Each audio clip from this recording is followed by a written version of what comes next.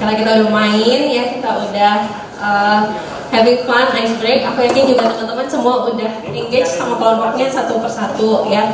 Kita akan sama-sama mulai sesi kita pada malam hari ini ya. Aku mau ajak teman-teman nyanyi satu lagu dulu sambil bangkit berdiri ya, biar semua sate-sate, bumbu kacang dan lain-lain ya nggak mengendap dan jadi lipatan perut. Jadi kita akan berdiri. Nanti waktu sesi duduk ya. Sekarang kita berdiri. Kita nyanyi satu lagu dulu ya supaya kita semangat ya. Buat teman-teman yang baru datang, welcome ya. Kita akan mulai fellowship kita malam hari ini ya. Silakan duduk. Cari tempat yang kosong. Teman-teman di sekitarnya bisa engage teman-teman yang baru datang ya. Yuk kita sama-sama nyanyi satu lagu.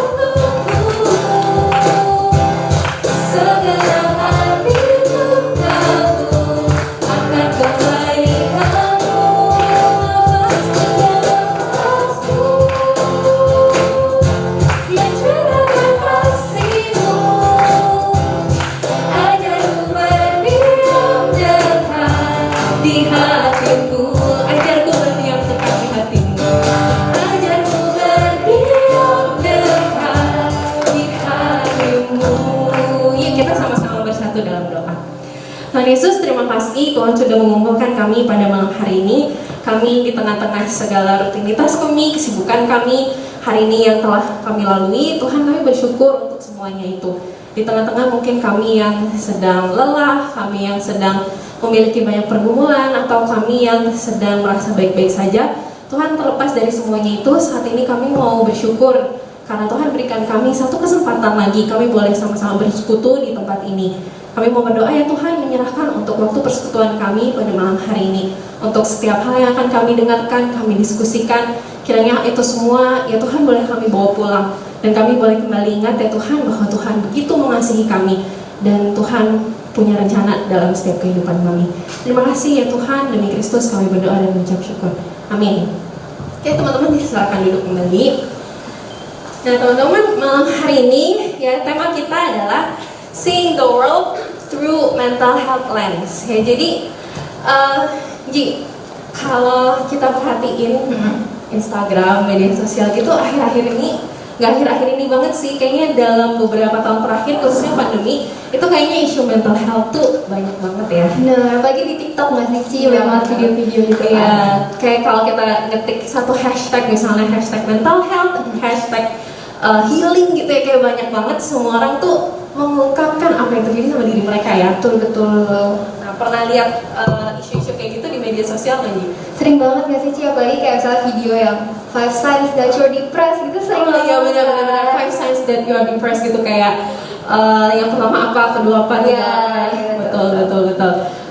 Pernah nggak Ji melakukan itu ke diri sendiri? Kayak saya lihat 5 signs that you are depressed, terus kayaknya gue memenuhi 5-5-nya gitu. Pernah nggak Ji? Waktu itu sih pernah banget nih, cuma kan karena belum aku juga juga di fakultas psikologi, jadi kayak makin lama jadi kayak oh mungkin ini buat have fun aja katanya gitu. Buat have fun ya. Tapi di sisi lain ada juga tuh Ci, satu anak yang pernah datengin aku, terus dia bilang, Ci kayaknya aku depresi deh. Terus kaget anak SMP, kayaknya aku depresi. Kenapa bisa secepat itu gitu ya? Terus iya soalnya di TikTok ada nih kayak begini, terus kayak tanda-tandanya kayaknya aku memenuhi semua gitu. Terus aku bingung aku harus bagaimana. Dan akhirnya aku suruh dia untuk ngobrol sama kayak konselor gitu. Jadi supaya lebih terjawab gitu ya kegelisahan dia gitu.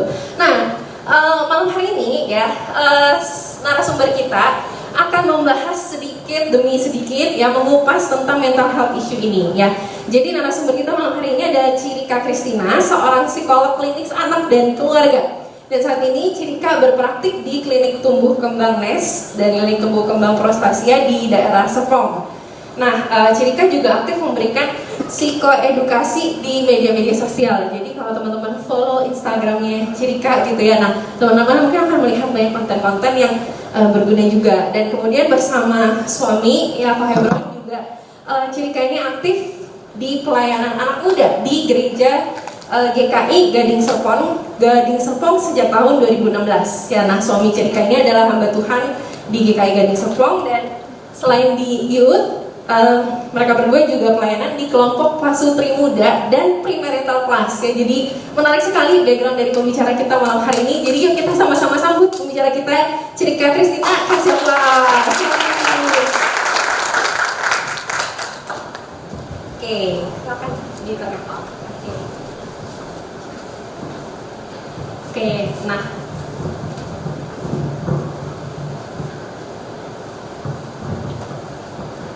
malam hari ini, karena tema tentang mental health issue ini tuh sangat dekat ya sama kehidupan anak muda itu Ci.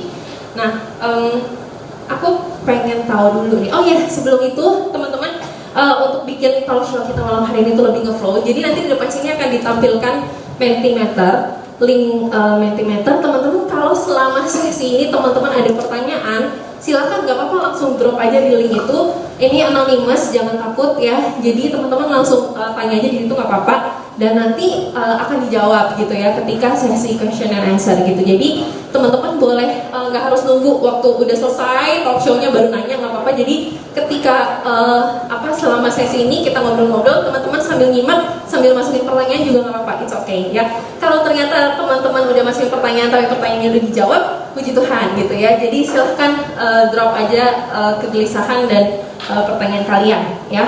Oke Ci, jadi kita akan mulai dulu nih Ci. Yang pertama dari definisi mental health. Sebenarnya mental health tuh sekarang kita dengar mental health gitu di mana-mana ya. Sebenarnya definisi dari mental health itu apa sih, sedalam atau seluas apa gitu mental health itu? Oke, sebelumnya izinkan aku untuk menyapa teman-teman dulu. Selamat malam teman-teman youth GKI Suntar. Ini pertama kali aku kesini. Jadi senang banget hari ini, malam ini aku boleh ketemu sama teman-teman semua, boleh sharing, nanti kita juga boleh diskusi bareng-bareng ya. Oke, nah tadi pertanyaan pertama adalah mental health. Sebenarnya kalau ditranslate itu adalah kesehatan mental ya gitu. Kalau kesehatan mental sebenarnya sama aja kayak kesehatan fisik. Kita tuh dibilang sehat fisik kalau apa sih? Ya kalau nggak sakit gitu ya. Nah cuman kalau di psikologi gitu ya, secara psikologis kesehatan mental itu tuh nggak terukur seperti misalnya, oh kalau kita cek darah langsung keluar nih kalau trombositnya rendah tuh kita demam berdarah gitu. Jadi nggak sespesifik itu. Tapi kalau aku boleh kasih tanda gitu ya, indikator aku kayaknya pengen kasih 2. Yang pertama, ketika kita sehat mental gitu ya, kita berarti tuh punya pengenalan yang baik akan diri sendiri. Menurutku itu sih gitu. Jadi kalau tadi tanya artinya, ya balik lagi kita refleksiin gitu ya, seberapa kita kenal diri sendiri. Dan yang kedua, seberapa mampu kita mengatur pikiran dan emosi kita. Nah itu tuh sehat gitu ya. Contoh, kenapa? Misalnya hari ini aku marah, tapi aku nggak bisa ngatur kemarahanku. Jadi aku teriak ke orang lain gitu ya, atau aku banting barang gitu. Nah itu kesehatan mental kita tuh lagi terganggu karena kita nggak bisa mengatur mengelola apa yang kita rasakan, apa yang kita pikirkan, sehingga itu tuh merugikan buat diri sendiri dan juga orang lain gitu. Oke, menarik. Jadi tadi ada 2 indikator ya. Yang pertama pengenalan. Pengenalan akan diri sendiri ya Ci. Itu kan berarti satu proses yang lama banget ya. Kita aja kadang nggak sadar gitu kita udah sejauh atau sedalam apa kita kenal sama diri kita ya. Betul gitu, makanya aku sedih banget gitu ya kalau misalnya dalam pengalaman praktikku gitu ya, aku ketemu klien, ketemu pasien di ruang praktik, terutama ini dalam case-nya misalnya romantic relationship ya gitu. Iya, pacarku tuh suka banget kalau aku beliin sushi gitu. Oh, kalau kamu senangnya kalau diapain? Apa ya? Gitu. Wah, jadi tanda tanya nih, kita belajar mengenal orang lain tapi kok diri kita sendiri kita nggak kenal. Nah, itu sebenarnya bisa jadi salah satu tanda juga gitu. Kenapa sih gitu ya penting banget kenal diri sendiri supaya kita tuh nggak banyak bingungnya. Misalnya nih ya, buat cewek-cewek gitu, mungkin iya aku tuh kesel banget loh Ci kalau misalnya si dia lama bales chat aku, bisa seharian tuh ngilang gitu ya. Kenapa kamu kesel? Apa yang membuat kamu kesel? Apa ya? Gak tahu sih, pokoknya aku gak suka aja kalau dia balasnya lama. Nah itu kan kita jadi banyak bingungnya ya gitu. Tapi kalau kita kenal diri sendiri, kita jadi tahu aku tuh kesel karena aku gak suka diabaikan. Karena misalnya di rumah aku tuh udah sering diabaikan sama keluargaku. Nah dengan tahu kenal diri sendiri, kenapa aku merasa demikian, kenapa aku berpikir demikian, kita kan jadi lebih mampu meregulasi emosi ya, dan habis itu mungkin kita bisa bilang sama pasangan kita, misalnya contohnya tadi. Tapi kalau kita clueless, nah itu tuh akan serba banyak bingungnya gitu. Aku suka terminologi meregulasi emosi gitu Ci. Mungkin itu boleh dijabarkan dikit tuh Ci. Meregulasi emosi itu kayak gimana? Oke, meregulasi emosi itu gampangnya kita atur emosi kita. Karena emotion itu singkatan dari energy in motion. Makanya emosi kita tuh ada energinya. Contoh ya teman-teman, misalnya senang banget tiba-tiba dapat 100 juta gitu ya, undian. Respon pertama kita apa sih? Mungkin kita jingkrak-jingkrak gitu ya, kita perlu, woi gue dapat 100 juta gitu. Karena ada energi di emosi senang itu. Sama kayak misalnya kita sedih, ada energinya, makanya kenapa kita nangis. Karena nangis itu tuh bentuk kita tuh merilis gitu ya, lagi ngatur energi kita. Sama juga kayak misalnya teman-teman yang marah. Kenapa orang yang marah tuh sampai teriak, banting barang, ngedorong, nonjok gitu ya? Karena ada energi di situ. Nah, ketika kita regulasi itu tuh sama aja kayak kita tuh lagi ngukur suhu pakai termometer gitu ya.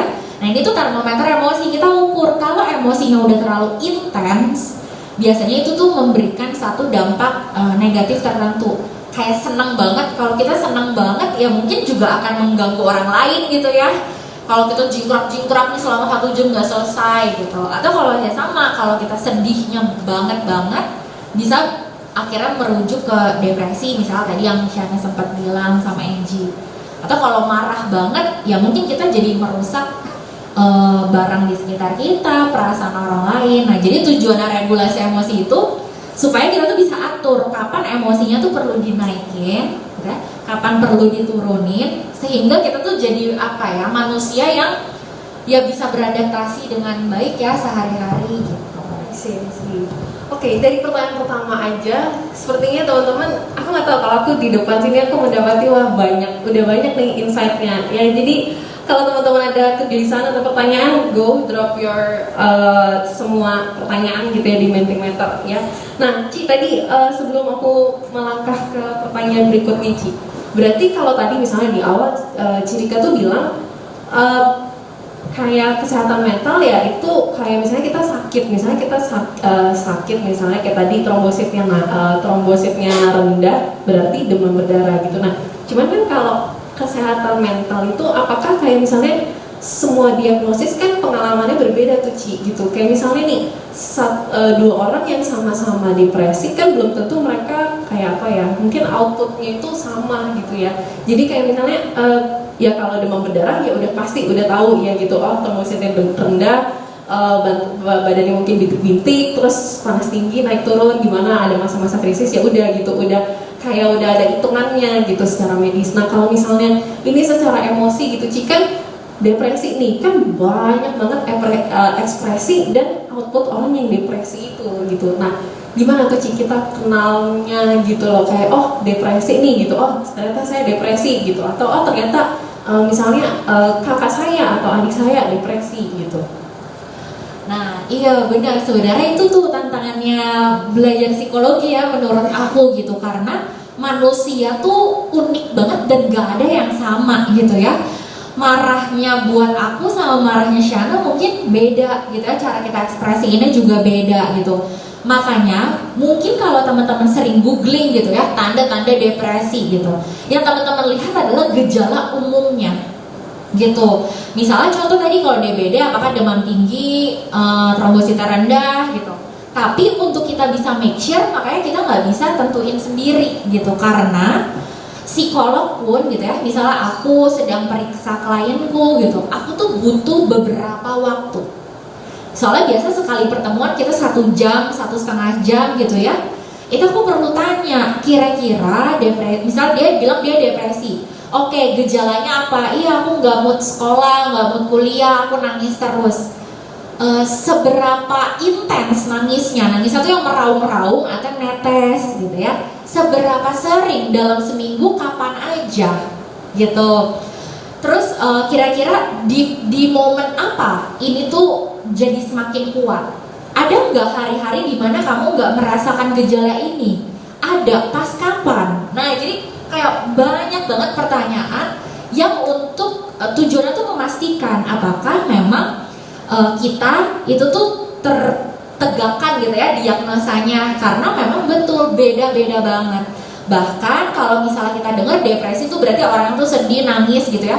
Sekarang ada juga istilah high functioning depression. Artinya orang ini tetap bisa ke kantor, tetap bisa kuliah, tetap bisa berprestasi, tapi mungkin di balik itu tuh dia nangis, dia menderita, maksudnya dia nggak nyaman banget. Jadi banyak banget dan memang manifestasinya tadi outputnya bisa beda-beda gitu. Jadi itu PR, bukan PR diri sendiri ya Ci ya, berarti untuk mendiagnosa saya depresinya sejauh apa, sedalam apa, berarti itu tugas konselor atau tugas psikolog gitu ya, untuk memastikan kita tuh sever apa gitu loh. Itu nggak sih Ci, kalau bisa? Benar, makanya mungkin teman-teman juga sering dengar ya gitu, jangan self diagnose gitu, karena buat jadi psikolog, misalnya contoh kemarin aku gitu ya, aku perlu belajar minimal 7 tahun gitu. 7 tahun aja ketika aku ketemu dengan berbagai kasus yang beda-beda, jujur aku juga ya kadang bingung gitu, sehingga aku harus baca buku lagi, tanya senior dan lain-lain, karena ya itu simply manusia tuh beragam banget, kita tuh ada individual differences gitu yang membuat nggak bisa sama nih setiap kasusnya gitu. Makanya kita perlu datang ke profesionalnya gitu ya, supaya jangan sampai salah diagnosa gitu, karena khususnya di masalah psikologis ya, kayaknya kalau kita dapat satu label tuh bukan hal yang mudah untuk diterima gitu. Jadi kalau salah itu kan sayang banget gitu, jadi jangan lakukan self diagnosis itu. Menarik, Cirika butuh waktu 7 tahun teman-teman untuk belajar dan mendiagnosa. Kita nggak bisa cuma nonton TikTok 15 detik terus mendiagnosa diri dan mendiagnosa orang lain ya. Di TikTok kayaknya semuanya ada ya. Iya benar. Jadi dikurang-kurangin ya. Gimana Ji? Ada tanggapan atau pertanyaannya?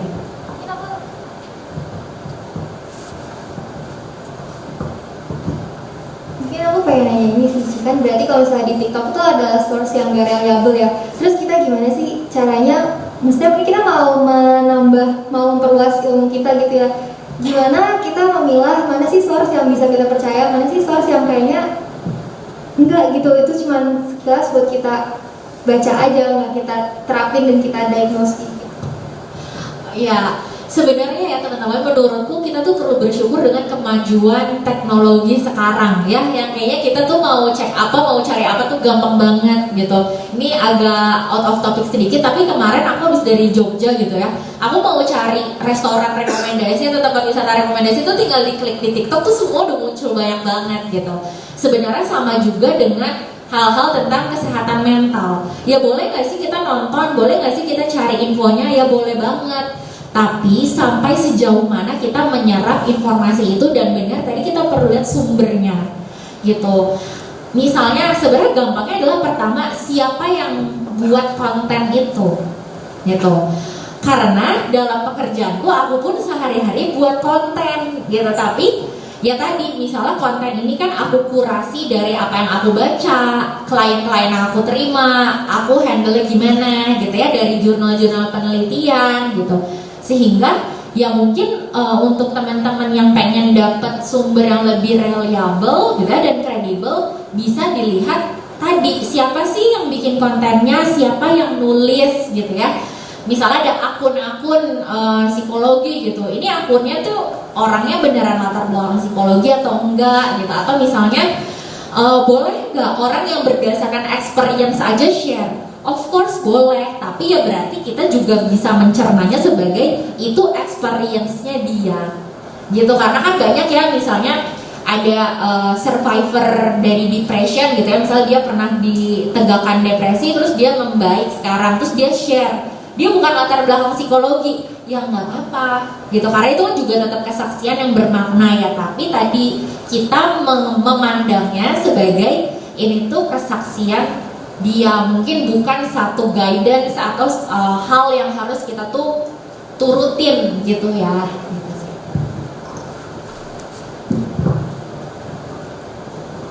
Oke, berarti mungkin pertama kita harus bisa bedain dulu ya yang pembuatnya, dan kalau misalnya Mas Survivor itu tujuannya emang untuk mungkin ngedukung teman-teman lain mungkin untuk bisa speak up juga, dan itu nggak bisa dijadiin patokan gitu ya. Nah, terus tadi kan Ji sempat bahas nih tentang yang kesehatan mental ada yang baik dan mungkin ada yang kurang baik. Nah, kan nggak menutup kemungkinan kalau kesehatan mental yang kurang baik ini nggak terjadi di orang-orang di sekitar lingkungan kita. Nah, apa sih Ci yang bisa kita lakuin untuk kita membantu teman-teman atau orang-orang di lingkungan terdekat, terutama yang lagi memiliki isu kesehatan mental? Oke. Kalau gimana kalau orang-orang terdekat kita nih terlihat lagi tidak baik-baik saja gitu ya. Teman-teman, yang pertama, kita itu sulit berpikir dengan tenang, dengan logis kalau kebutuhan biologis kita tuh belum dipenuhi gitu ya. Misalnya teman kita deh gitu ya, misalnya si Mawar gitu ya, datang nih nangis-nangis ke kita gitu ya, dia bilang dia sedih banget baru putus cinta. Terus kita lihat ternyata matanya tuh hitam gitu ya, terus aku udah gak mood makan gitu. Nah, berarti kan dia kurang tidur, kurang makan gitu ya. Kalau kita mau ajak ngomong, kamu tuh harus bla bla bla bla gitu, pasti mental gitu. Jadi mungkin kita bisa ajak, oh yaudah yuk kita makan dulu yuk, minum, makan. Kebayang, mungkin bisa relate ke diri kita, kalau kita lapar kita gimana? Lebih senggol bacok gitu ya, lebih suka marah gitu. Makanya kalau kita cek dulu itu gitu, kalau misalnya dia benar-benar kurang istirahat, mungkin misalnya udah malam gitu, udah jam 10, atau enggak kamu coba istirahat dulu, besok pagi aku telepon ya gitu. Itu tuh juga bisa, tapi make sure bahwa dia tuh cukup makan gitu ya, dan dia coba istirahat dulu. Tapi misalnya kita sambil ajak makan gitu ya, misalnya dia udah mulai mau makan. Yang kedua tuh kita bisa mendengarkan. Nah, sebenarnya itu kayak klise lah mendengarkan gitu ya. Tapi pengalaman didengarkan itu tuh sangat-sangat terapeutik, sangat-sangat menyembuhkan gitu. Mendengarkan ini tuh bukan mendengar ya, karena mendengar itu tuh hear, mendengarkan tuh listen gitu. Kita tuh benar-benar memaknai setiap kata dan kalimatnya gitu. Misalnya, iya gue tuh hancur banget lah ya, udah putus, nyokap gue berantem, terus kerjaan gue juga kayak gini. Sekarang kan gue jadi nggak tahu nih mau bayarin misalnya sekolah adik gue gimana gitu. Nah terus kalau kita nggak mendengarkan dengan baik, mungkin kita gini, oh lu mau nggak gue kasih kerjaan tambahan gitu. Jadi kita tuh nangkepnya yang akhirnya gitu. Padahal kalau kita lihat kalimatnya tadi, dia putus, keluarganya lagi berantakan, pekerjaannya berantakan. Kalau kita bisa dengarkan dan kita coba pahami, mungkin kita akan memberikan respon yang beda. Oke, hidup lu akhir-akhir ini lagi berat banget rasanya ya. Kayaknya setiap aspek itu lagi ada masalah ya gitu. Jadi kayak kita tuh bisa ngambil kesimpulan yang berbeda gitu. Karena mungkin saat itu dia lagi pengen, iya gila gitu ya, ini keluarga, karir, apa segala macam tuh lagi kacau banget gitu. Jadi bukan fokus di kerja tambahannya, mungkin saat itu dia lagi pengen dipahami kalau dia tuh lagi segitu hancurnya gitu. Nah jadi mendengarkan itu tuh sangat-sangat powerful. Dan yang ketiga menurutku, kalau kita udah bingung dan kita rasa ada orang yang lebih capable untuk bantu dia, kita bisa banget refer ke kakak pembina, gitu ya, hamba Tuhan di gereja, konselor, psikolog, dan mungkin bukan cuma kayak Shana daftar konseling ya, gitu. Tapi mungkin kita bisa cari gitu ya. Oh ada contoh ya, aku tuh buka praktek pribadi juga namanya Growing Heart gitu. Misalnya Shana, aku lihat ada Growing Heart nih, kamu mau coba nggak? Ini nomornya. Jadi kita tuh do actionnya tuh lebih jauh sedikit supaya mungkin dia nggak perlu effort. Aku harus ke psikolog siapa ya? Buat jadwalnya gimana ya? Mungkin itu kan perlu usaha lagi ya, gitu. Menarik sih, tadi aku mendapati yang ciri sempat mention sebelumnya adalah kita tuh mengafirmasi apa yang dirasakan sama orang itu, gitu ya. Apakah itu selalu harus kita lakukan? Kayak misalnya tadi gue hancur,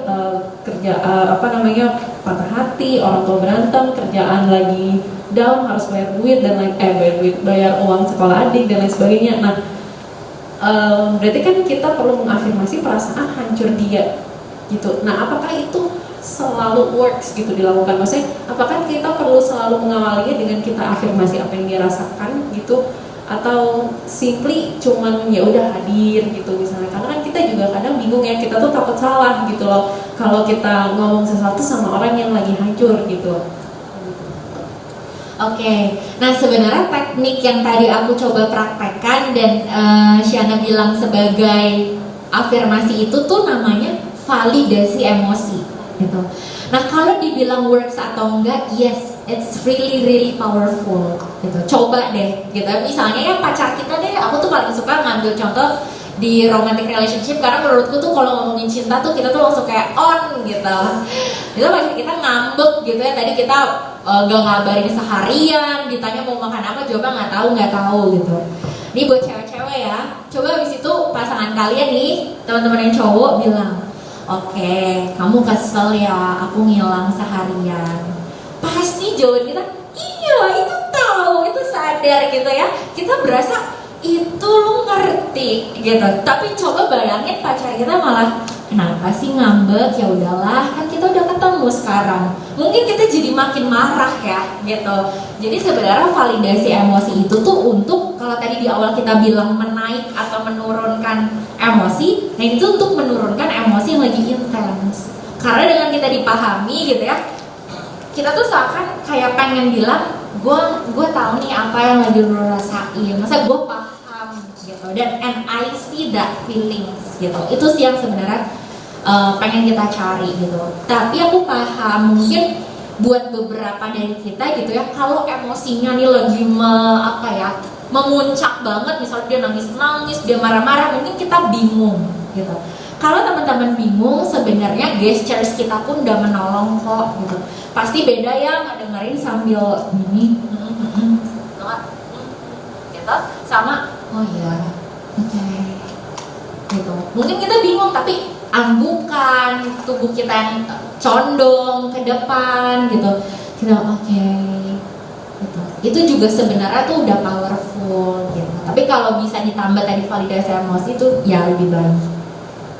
Menarik.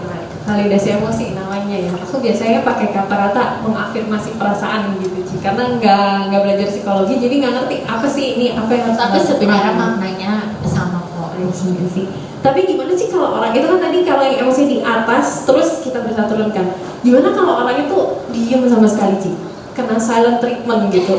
Jadi orangnya ada masalah dan sebagainya, tapi dia benar-benar diem, benar-benar gak ada ngomong sama sekali. Tapi kita tahu kalau kita ngomong dikit aja mungkin dia bisa berhasil yang tidak terduga gitu. Tapi kita juga malah lebih bingung gitu. Kalau biasanya orang yang di atas emosinya kan kelihatan ya marah, nangis gitu. Kalau dia benar-benar diem gitu sih, gimana tuh?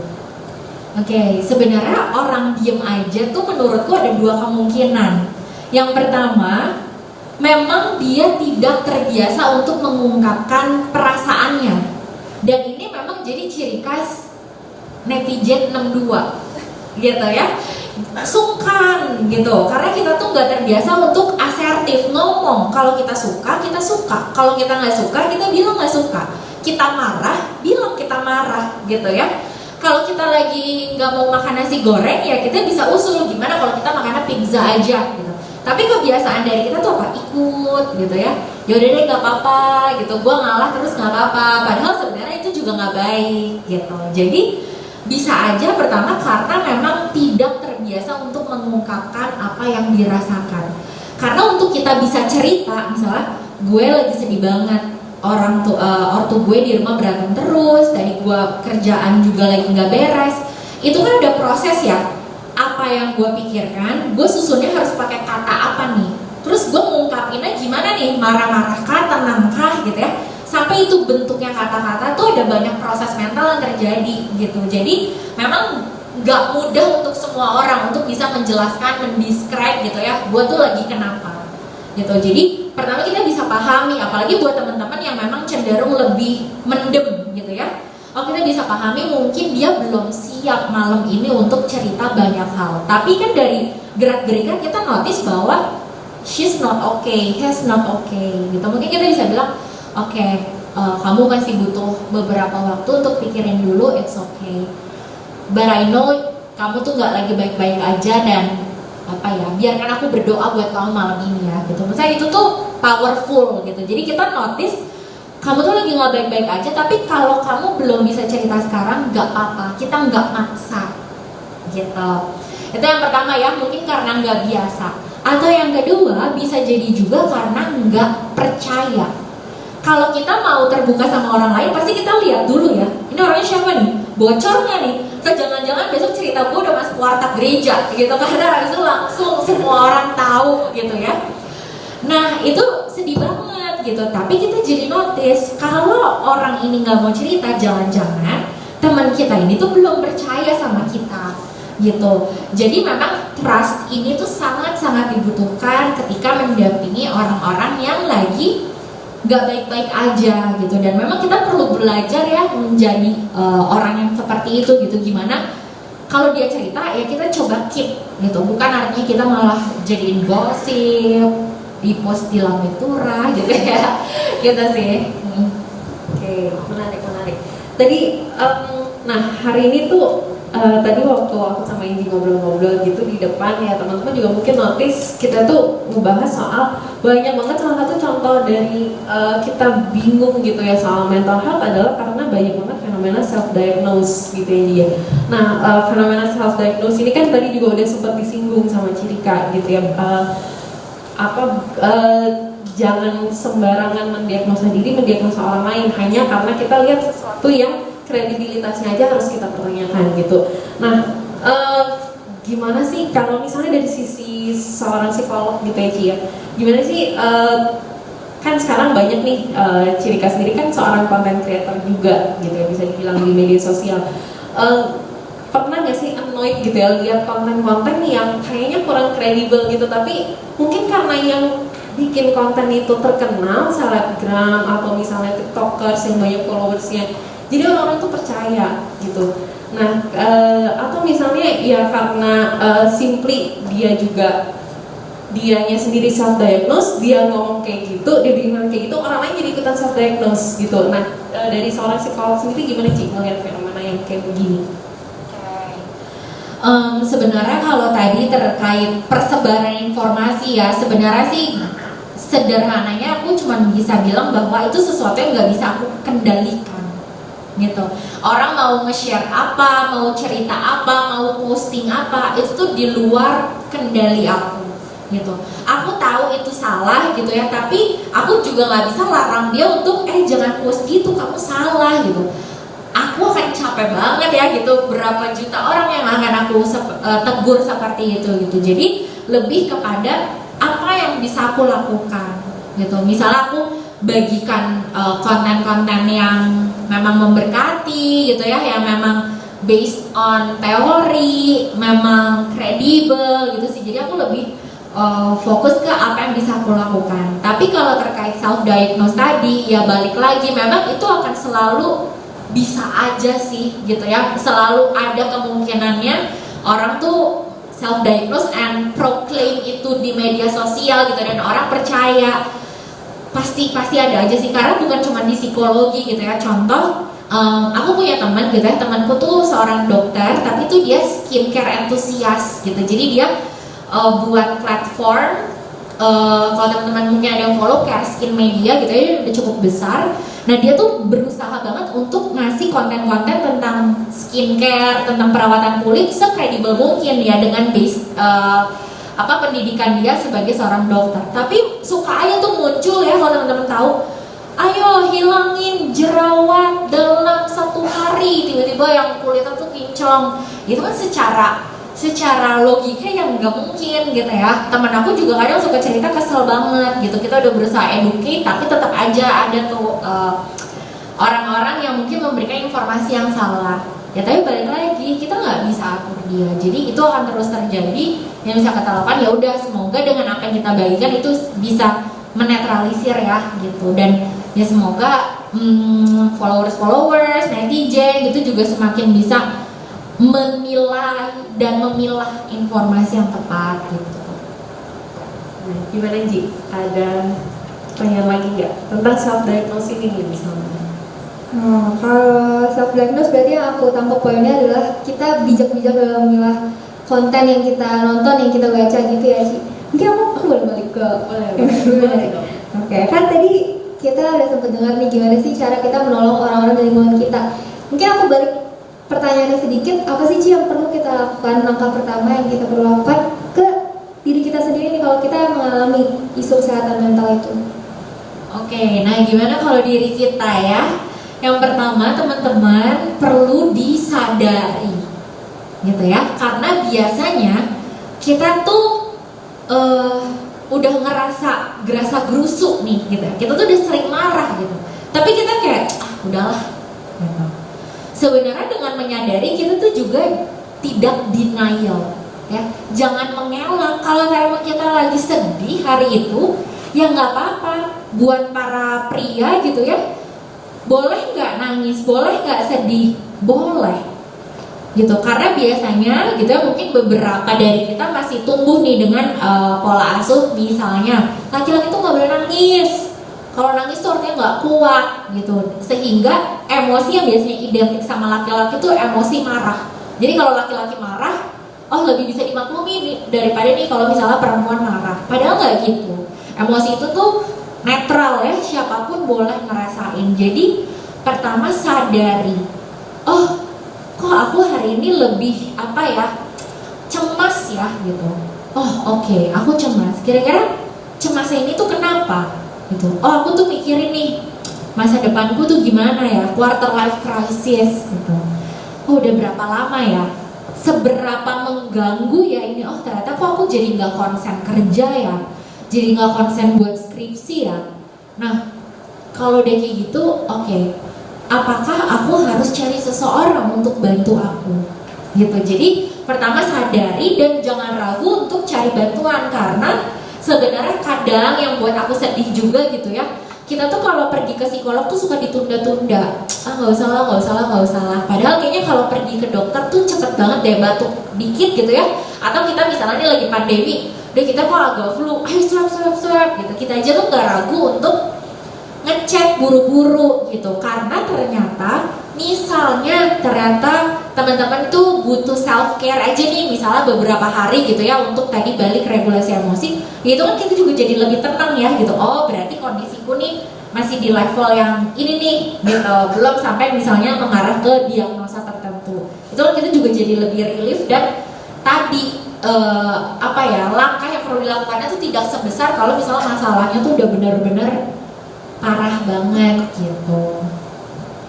Oke, nah berarti pertama adalah kita menyadari, terus kita juga seek for help gitu, kita nggak diem-diem aja.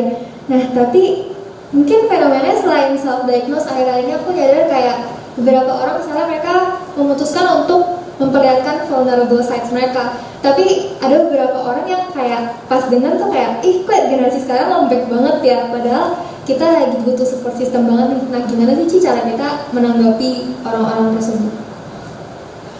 Nah sebenarnya makanya ini kayaknya dilematisnya kalau kita share di sosial media ya gitu. Kalau misalnya teman-teman tidak siap untuk mendapatkan komentar negatif gitu ya, karena ya mungkin ada aja gitu ya, apalagi kalau misalnya sosial media kita nggak diprotek gitu kan, jadi siapapun bisa lihat, bisa komen.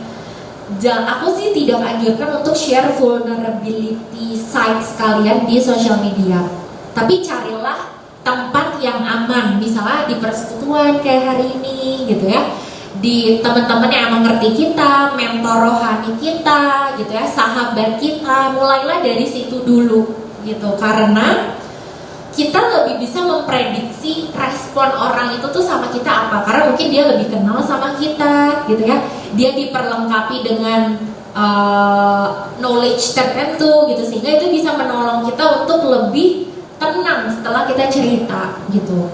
Tapi kalau misalnya teman-teman mau share, oh nggak apa-apa kok, aku siap gitu, then ya go for it. Tapi tetap ada catatan yang menurutku, share vulnerability kita untuk jadi berkat itu tuh bukan berarti 100% kita ceritain semua detail-detailnya gitu. Jadi kita juga perlu menyaring gitu ya, informasi mana yang layak dikonsumsi oleh publik gitu ya, informasi mana yang memang gak perlu, karena kalau orang tahu terlalu banyak menurutku it's not good juga gitu.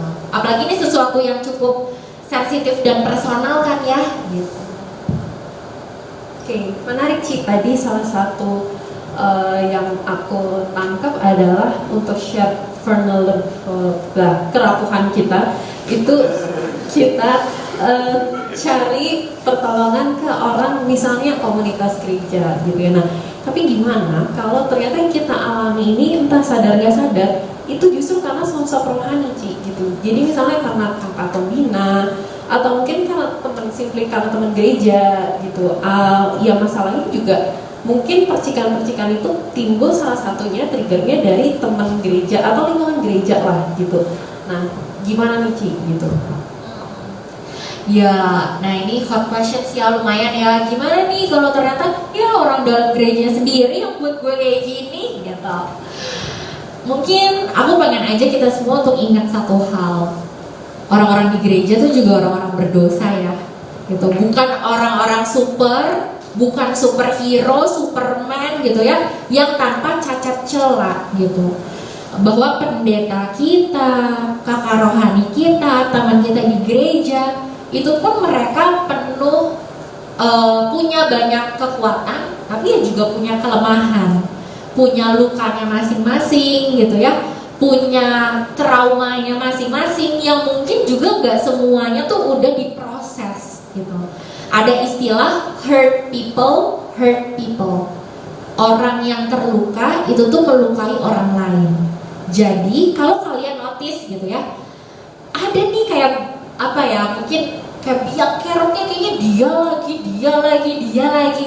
Sebenarnya kita itu tuh artinya orang yang paling banyak membutuhkan anugerah gitu. Karena mungkin dia orang yang paling terluka gitu, sehingga dia pun banyak melukai orang lain gitu. Jadi menurutku ingat lagi, gereja tuh malah mungkin kumpulan orang-orang berdosa ya gitu, yang istrinya ya kita gitu yang penuh kekurangan, tapi di sana kita belajar gitu, kita belajar banyak ya, kita belajar kenal dia, kita belajar mengampuni dan sebagainya. Tapi kalau ada hal-hal yang sampai sangat mengganggu diri kita dan jadi toxic, menurutku it's okay juga untuk take some break gitu.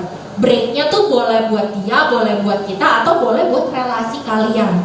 Misalnya, ya udah kalau mau sama-sama pelayanan mungkin nggak di waktu yang sama terus gitu, karena kita tuh untuk bisa meregulasi emosi kita tuh kadang butuh break.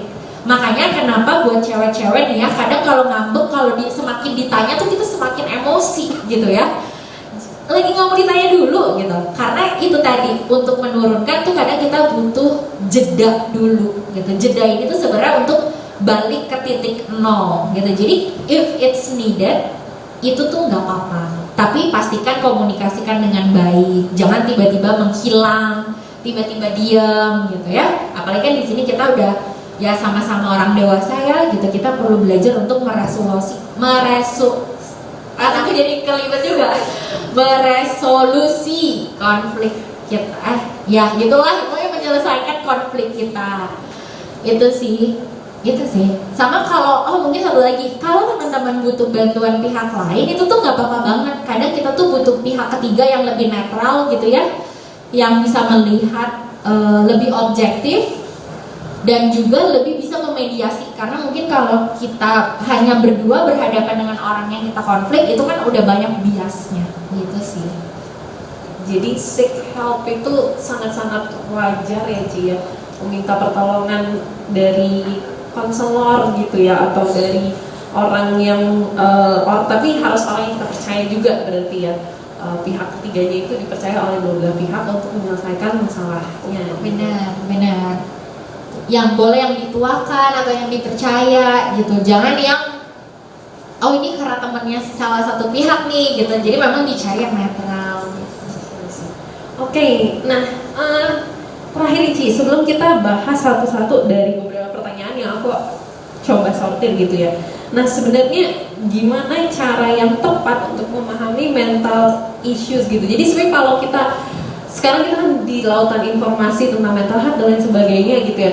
Sebenarnya ada nggak sih satu holistic approach gitu ya untuk mental health gitu. Jadi kita tuh ya udah informasi apapun yang kita terima gitu ya. Yaitu kalau kita punya pemahaman yang benar yang holistik tentang mental health gitu, apa gitu.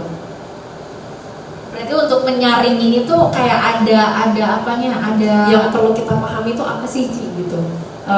Kayak ini kan kita ngelihatnya biasanya kita paham mental health tuh kan case per case gitu kan Ci ya. Kayak misalnya kita ketemu orang, baru kita tahu ya ini masalah mental health, masalah ini gitu. Sebenarnya ada nggak sih ya satu pemahaman yang tentang mental health ini dimana kita semua tuh bisa tahu gitu, ternyata mental health tuh ini udah gitu. Aku nggak tahu, semoga jawabannya menjawab ya gitu.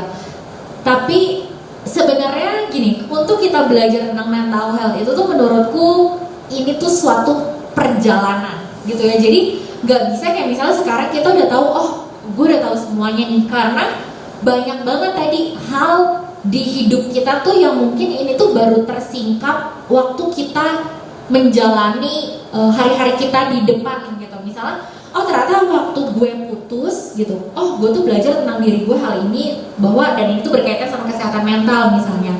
Atau kayak misalnya ada momen-momen di mana ya sekarang tuh belum keluar aja nih sisi negatifnya atau sisi nggak sehatnya kita, tapi baru keluar waktu kita usianya 30 tahun, karena misalnya ada momen di mana contoh kita udah punya anak dan sebagainya. Jadi ini tuh perjalanan yang panjang banget dan memang perlu kita usahakan, kita pelajari terus menerus gitu. Aku pengen nambahin, aku nggak tahu mungkin ini relate atau enggak gitu ya. Cuman ini juga kita punya kesehatan mental yang lebih baik kalau kita tuh semakin kenal Tuhan Yesus gitu. Dan menurutku ini yang membedakan kita sama orang-orang dunia di luar sana gitu.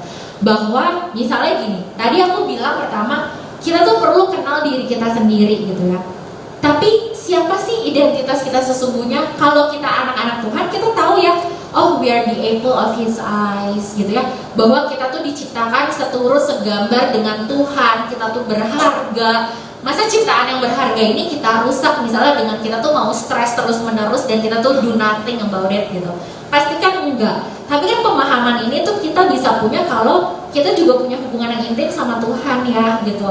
Tuhan tuh sayang banget sama aku. Tuhan tuh pasti juga sedih banget kalau ngeliat aku nangis seminggu 2 minggu nggak berhenti misalnya. Atau Tuhan tuh juga pasti sedih banget kalau aku tuh punya hubungan yang toksik sama pasanganku gitu. Nah itu semua bisa jadi bekal dan jadi fondasi ya, supaya kita tuh terus bisa jaga kesehatan mental kita gitu. Dan itu again yang membedakan, karena sekalipun kita ada di titik terendah gitu ya, kita tuh jadi punya hope gitu. Di ujung itu tuh Tuhan kasih kita harapan. Dan sebenarnya hal ini juga yang kadang susah aku sampaikan ke pasien-pasienku yang non-Kristen gitu. Aku nggak bisa bilang kayak Tuhan Yesus tuh udah mati buat kita semua dan sayang banget loh gitu. Di ujung sana tuh ada hope yang besar banget buat kamu gitu. Aku nggak bisa bilang itu karena sesimpel ya dia nggak percaya sama Tuhan Yesus gitu. Tapi kadang tuh aku sedih gitu karena menurutku itu tuh satu berita baik yang aku tuh pengen banget orang tuh tahu dan sadar gitu. Itu sih sebenarnya ini anugerah banget ya buat kita gitu. Oke, jadi aku dapat highlightnya yang ketika kita kenal Tuhan, kenal Tuhan, kenal diri, tahu diri gitu ya jadinya ya. Jadi ketika kita kenal Tuhan dengan benar, kita bisa kenal diri kita, ya standarnya Tuhan gitu ya, apa-apa baliknya ke Tuhan gitu. Dan kita jadi ya udah tahu diri dalam artian ya kita tahu siapa diri kita gitu ya di tengah-tengah kerapuhan kita gitu. Oke, nah ternyata pertanyaan di Mentimeter udah cukup rame juga gitu ya, bergerak terus dari tadi. Nah, kita coba dari pertanyaan yang cukup ringan dulu kali ya Ci ya. Dan teman-teman it's okay kalau masih mau masukin pertanyaan juga gak apa-apa, masukin aja gitu ya. Nah, ada satu pertanyaan, apakah dikit-dikit healing itu gak apa-apa? Sebenarnya healing yang baik itu kayak gimana? Nah, gimana nih Ci? Iya, ini istilah lagi ngetrend banget ya, healing gitu. Nah, ini aku jawab serius dulu ya. Sebenarnya yang dimaksud sama healing itu kan adalah proses penyembuhan. Penyembuhan itu kan berarti dari yang sakit jadi nggak sakit, dari yang luka jadi nggak luka gitu ya. Dan dalam proses healing itu tuh bukan tentang senang-senang aja. Karena misalnya teman-teman pergi ke psikolog, mungkin teman-teman tuh jadi pulang tuh bisa nangis. Kenapa? Karena wah ternyata luka gue tuh kayak gini ya gitu ya. Selama ini gue nggak mau pikirin, teman-teman jadi dihadapkan. Dan itu tuh gak enak gitu. Jadi namanya misalnya kita diobatin luka, mungkin kayak perih gitu ya. Terus misalnya lukanya udah mulai mengering tuh agak gatel, tapi kita gak bisa garuk gitu. Jadi sebenarnya itu tadi gitu, proses healing yang sebenarnya tuh bukan selalu happy jalan-jalan foya-foya gitu. Nah tapi menurutku kan sekarang kan istilahnya banyak diplesetin gitu ya, jadi jalan-jalan, dikit-dikit healing. Pada kadar yang cukup, jalan-jalan, happy-happy itu menurutku nggak apa-apa. Dan itu kan kadang ya memang kita pakai istilah aja gitu ya, bahwa misalnya kita stres nih seminggu ini, terus kita mau istirahat sebentar, kita ke Mixway gitu ya, yang ada di mana-mana itu gitu. Kita beli es krim lah 8.000 gitu ya, kita makan. Ya kalau teman-teman menganggap itu bisa membuat lebih baik gitu dan itu tidak menguras kantong, teman-teman juga nggak sakit tenggorokan karena belinya cuma satu, ya nggak apa-apa gitu. Jadi dikit-dikit healing malah menurutku mungkin kata yang lebih sehat adalah self care ya gitu. Kita tuh bisa self care secara rutin. Cuman tadi balik lagi, kalau akhirnya kita tuh berbelok gitu, yang dimaksud sebenarnya healing tuh memproses luka tapi kita malah mau happy-happy, ya berarti itu jangan digunakan lagi dan jangan dikit-dikit healing. Jadi tergantung sebenarnya kayak si definisinya itu gitu. Menarik, Cici ya. Jadi healing berarti ada satu luka yang disembuhkan ya, gitu ya. Bukan cuma senang-senang doang, tapi lukanya malah diabaikan gitu. Nah, ada satu pertanyaan menarik nih. Apa efek kalau kita nggak sadar kita ada mental health issue? Jadi kita mengabaikan nih mental health issue kita. Karena mungkin baru-baru ini aja masalah mental health ini rame. Berarti bisa aja sebelum-sebelumnya banyak yang udah punya masalah mental health issues. Khususnya generasi sebelum kita yang nggak tahu tentang mental health, tapi mereka oke-oke aja. Oke, ya ini benar banget ya gitu. Apa jangan-jangan orang tuh sekarang latah ya gitu karena ngomongin mental health, aduh iya nih gue depresi, gue segala macam gitu. Apakah orang-orang zaman dulu tuh nggak ada gitu, papa mama kita misalnya? Menurutku tetap ada, tapi karena nggak pernah dibicarakan, tidak diedukasi, ya jadi dianggap nggak ada gitu. Kayak misalnya ya gitu, apa sih temuan terbaru sekarang? Lato-lato gitu ya. Semua takok, oh kita tahu namanya lato-lato. Mungkin sebelum viral sekarang ada nggak mainan itu? Mungkin ada gitu ya.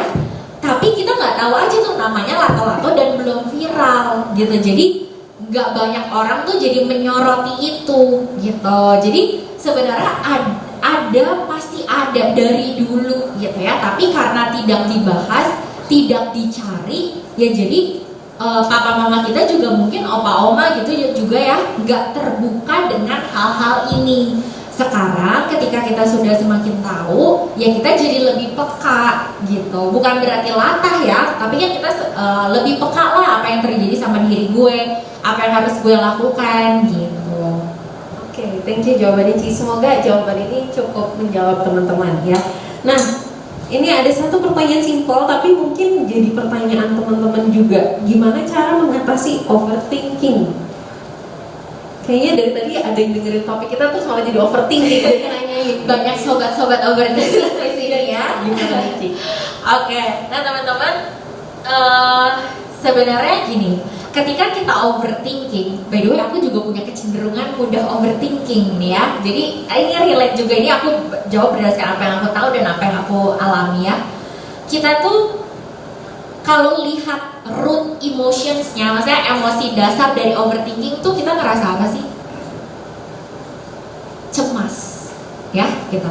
Cemas, perasaan cemas itu tuh muncul ketika kita mempersepsikan hal yang di depan kita tuh sebagai bahaya. Beda sama takut. Kalau takut itu misalnya di sini tiba-tiba ada macan, aku ngerasa takut karena dangernya tuh ada di depan aku. Tapi kalau cemas itu tuh yang ada di future gitu. Aduh, gimana ya kalau gue nanti nggak dapat kerjaan? Gimana ya nanti kalau gue nggak bisa beli rumah? Rumah sekarang mahal banget. Aduh, gimana ya kalau gue nggak dapet jodoh ya? Gitu. Itu kan semuanya ada di depan, gitu. Pertanyaannya adalah kita bisa nggak sih memastikan itu semua tuh hari ini? Gitu. Kita dapat jodoh di umur berapa misalnya, kita beli rumah di mana, KPR atau enggak, dan sebagainya tuh nggak bisa kita pastikan hari ini. Jadi sebenarnya semakin kita overthinking, kita tuh buang-buang energi, gitu ya. Tapi kita perlu tahu bahwa tadi ada cemas. Nah, kita bisa telusuri lebih lanjut, kenapa sih isu tentang jodoh kok jadi kecemasan aku? Apakah karena selama ini misalnya kita dekat tapi selalu berakhir gak baik gitu ya? Apakah pernah diselingkuhi misalnya, jadi menimbulkan satu kecemasan yang lebih kuat di hal relasi? Atau misalnya tentang finansial, iya karena papa mamaku tuh pernah bangkrut misalnya, jadi aku tuh overthinking banget tentang kerjaanku, tentang karirku gitu. Lalu kalau kita udah aware gitu ya dari mana nih asalnya gitu ya, kita bisa, yang kedua adalah kelompokin gitu ya. Ada hal-hal yang bisa aku kendalikan, ada hal-hal yang gak bisa aku kendalikan. Aku bisa gak mengendalikan nanti malam gak hujan? Gak bisa. Jadi kalau aku overthink, aduh pulang dari sini gimana ya, nanti kalau gua kehujanan gimana ya, itu kan buat kita capek. Tapi kita lihat kelompok yang bisa kita kendalikan apa? Oh, bawa jas hujan, bawa payung, atau misalnya ya nanti pulangnya naik Grab car aja, jangan Grab bike gitu. Nah itu kan hal-hal yang kita kendalikan. Ya udah, kita mencoba untuk fokus ke hal-hal yang bisa kita lakukan, yang bisa kita kendalikan, and just do the best di hal itu gitu. Karena tadi fokus ke hujan atau enggak, nanti kita karirnya bagus atau enggak, kita jodohnya dapat di umur berapa, itu tuh kan membuat kita capek gitu. Kalau misalnya mau dapat jodoh yang terbaik, yang seiman sepadan, yang bisa kita kendalikan apa? Yang bisa aku lakukan hari ini apa? Aku rawat tubuhku gitu ya, aku belajar di kuliah dengan baik, aku semakin punya hubungan yang intim sama Tuhan. Ya itu sih, jadi itu tuh bisa mengurangi si overthinkingnya kita gitu. Oke, menarik ya ini tentang overthinking. Jadi habis ini teman-teman sobat-sobat overthinking mungkin bisa mempraktikannya ya. Nah, satu pertanyaan yang muncul lagi gini ya. Tunggu, jadi hilang. Oh, nih. Kalau kesehatan biasa, kesehatan fisik kita bisa maintain dengan makan sehat, olahraga dan istirahat yang cukup. Nah, kalau kesehatan mental, apakah kita ada cara untuk men-train? Ini langkah praktik berarti. Oke, jawabannya ada dan memang perlu gitu ya. Contoh deh, karena ini banyak banget gitu ya, mungkin aku kasih contoh beberapa. Berkomunikasi secara jujur dan terbuka, atau ada labelnya itu namanya asertif gitu ya. Asertif tuh kita bilang kalau kita nggak suka, kita tuh maunya apa, tapi bukan dengan menyakiti orang lain gitu. Jadi bukan dengan nyindir atau misalnya malah nyerang, marah-marah, bukan gitu. Contoh, kita mau persekutuan ini tuh mulainya on time karena kok kayak udah beberapa minggu telat terus gitu ya. Teman-teman, sorry, gue lihat kita tuh mulainya selalu ngaret gitu. Gue mau kita balik on time lagi gitu. Nah, pertama misalnya itu komunikasi terbuka, komunikasi asertif. Ya berarti kita perlu latihkan gitu. Apalagi buat tadi teman-teman yang gak biasa mengungkapkan, itu dilatih tiap hari gitu dalam berbagai konteks. Atau yang kedua, regulasi emosi. Iya sih, biasanya gue tuh kalau marah, gue tuh langsung kayak nada tinggi gitu ya. Ya udah, berarti kita coba atur supaya ngomongnya lebih pelan gitu ya. Caranya gimana? Bisa tarik nafas dulu gitu ya. Bisa ambil jeda, dan ini biasanya memang dibahas di sesi-sesi konseling private gitu. Jadi karena case by case beda. Atau buat teman-teman yang misalnya suka tertrigger gitu. Kalau misalnya pacar kita bales chat lawan jenis, kita langsung cemburu, kita posesif banget. Berarti kita harus membangun trust gitu ya. Nah, trust ini kan juga ya tadi perlu hari demi hari. Caranya gimana? Misalnya ya kita ngomong dengan lebih terbuka, kita ungkapin perasaan kita apa gitu. Dan ini yang satu analogi juga yang sering aku pakai. Kalau teman-teman mau melatih skill apapun dalam usaha untuk punya kesehatan mental yang lebih baik gitu ya, jangan praktekkan waktu kondisinya tuh nggak stabil gitu. Contoh, kalau kita belajar renang, ayo tahan nafas di air 3 detik, 5 detik, 10 detik gitu ya. Kita pasti belajar renang di kolam renang dulu nggak sih? Gitu ya. Kolam renangnya juga kolam renang komplek gitu, bukan kolam renang yang dalamnya 10 meter buat free diving gitu, bukan gitu ya. Kenapa? Ya kita mulai dari level yang basic dulu gitu. Jangan baru belajar renang tiba-tiba dicemplungin di lautan. Pasti kita kelabakan gitu ya, terus mungkin tenggelam. Tapi misalnya belajar di kolam renang, terus yang lebih advance, misalnya kolam renang yang lebih dalam atau yang lebih besar gitu. Terus kita lama-lama bisa akhirnya berenang dengan cepat di laut gitu. Sama kalau dalam keadaan sehari-hari gitu ya, teman-teman bisa praktekin komunikasi terbuka saat sama orang lain tuh lagi nggak ada konflik gitu. Oh, kita lagi bicara, oh mau makan di mana? Oh, aku belajar deh. Kayaknya gue lagi pengen bakmi nih, lu mau bakmi nggak? Gitu. Atau misalnya sama orang tua juga gitu ya, Mah, aku kayaknya nggak usah dijemput deh, Mama nggak usah paksa untuk jemput aku terus, nggak apa-apa, nanti kalau aku mau jemput nanti aku bilang kok ke Mama gitu. Jadi mulai dari yang level konfliknya tuh sangat kecil, sehingga nanti ketika teman-teman berada di situasi konflik gitu ya, lebih terbiasa untuk menggunakan skill-skill itu gitu. Oke, jadi mulai dari level yang paling simple dulu ya. Nah, oke, ini bisa teman-teman mulai praktikin kapanpun ya berarti ya Ci ya. Nggak harus nunggu kita kena mental dulu berarti gitu ya kan, itu simple gitu ya. Oke, nah ini aku melihat Mentimenternya masih bergerak ya, karena teman-teman kayaknya masih banyak kegelisahan dan pertanyaan gitu ya. Nah, aku pengen dengar satu closing statement gitu dari Cirika, khususnya nih karena Cirika juga sama-sama pelayanan di anak muda di gereja juga sama suami gitu, dan kita kan juga komunitas anak muda gitu ya, Kristen gitu ya. Nah, menurut Cirika sebagai seorang psikolog klinis gitu ya, gimana sih gereja itu mempersiapkan diri untuk ya udah menerima masalah mental ini dengan lebih terbuka gitu ya. Mungkin ini sebagai closing dari Cirika juga gitu ya, as a Christian psychologist juga gitu Ci. Oke. Menurutku pertama kita perlu memahami bahwa fenomena ini tuh real dan sangat dekat di sekitar kita gitu ya. Bahwa teman-teman yang depresi, mungkin teman-teman yang stres, penuh luka, trauma dan sebagainya, itu tuh benar-benar di sekitar kita dan mungkin diri kita sendiri gitu.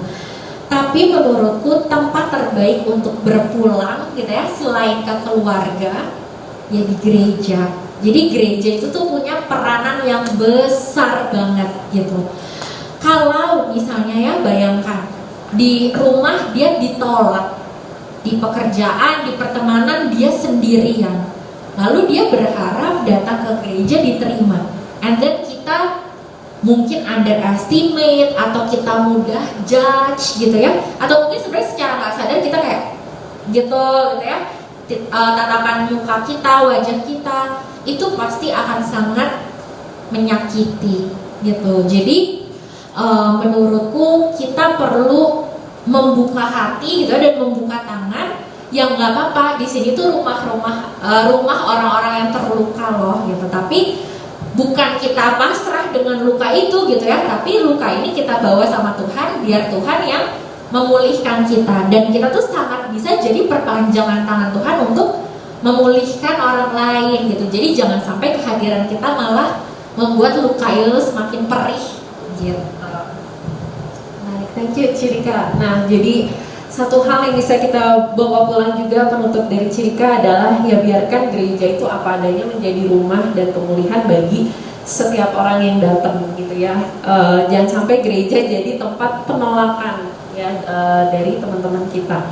Nah, sekian untuk sesi talk show kita malam hari ini. Sorry banget teman-teman yang udah masukin pertanyaan, aku lihat banyak banget pertanyaannya dan menarik semua sebenarnya untuk dikupas, tapi karena masalah durasi jadi kita nggak bisa tanyain satu-satu, kita nggak bisa go by details gitu ya. Cuman kalau teman-teman masih tertarik untuk ngobrol lebih lanjut, it's okay gitu ya, ada Pak Martin dan ada teman-teman di sini juga gitu ya, feel free untuk ngobrol aja gitu ya. Mungkin yang teman-teman butuhkan sekarang juga ngobrol sama teman-teman komunitasnya gitu ya, who knows, dan it's okay gitu ya. Kita kasih applause sekali lagi buat Cirika. Thank you.